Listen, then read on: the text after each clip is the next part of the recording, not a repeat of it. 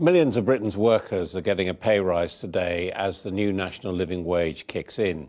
Anyone over the age of 25 will now receive a minimum of £7.20 an hour, giving them an increase of 50 pence. The unions have broadly welcomed the boost, but there are concerns that rising wage bills will pile too much pressure on small firms, which are already struggling to survive. Sky's Mike McCarthy reports. They work together at a joinery firm in Stockport specialising in sash windows, but Will and Luke's salaries just grew further apart. Hi, I'm Will. I work in the finishing department, and from today I will be 50p an hour better off. I'm Luke. I work in the finishing department, but I stay on the same wage. The national living wage has been increased only for those over 25. Luke is 23.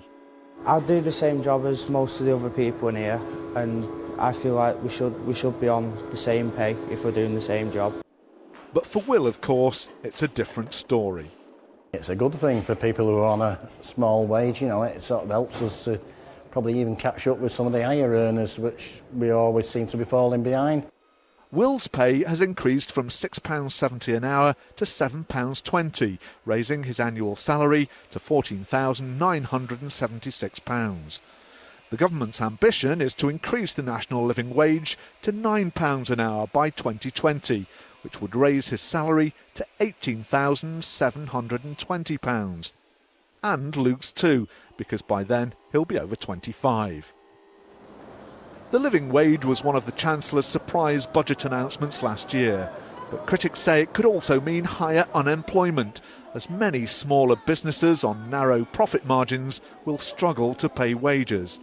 For some small businesses today, it's going to be a struggle, and that's partly because the government has introduced this mandatory rate with a relatively short time frame to get it into place.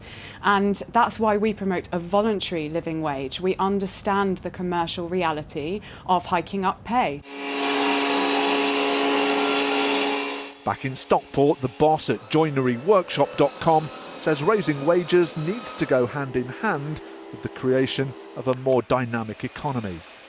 There's policies that help this segment and there's policies that help that segment. But it's not like that. Policies need to be thought about as dynamic. When you change one thing, you change people's behaviour. And by changing the living wage, you will probably encourage more people to work. That's great. But you've also got the potential to discourage people from going to university. The Institute for Fiscal Studies says the impact on the economy depends largely on who ends up paying for the wage rise. It's important to remember that the money for the higher national living wage has to come from somewhere. Companies will either be looking to improve productivity, which would be great, or alternatively they may be looking to employ fewer people, employ people for fewer hours, or push the prices up on the goods that they're selling on to consumers. It seems no one knows for sure exactly how the living wage rise will affect the economy.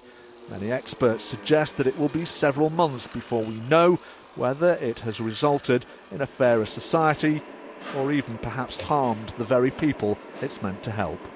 Mike McCarthy, Sky News. Now, it doesn't go into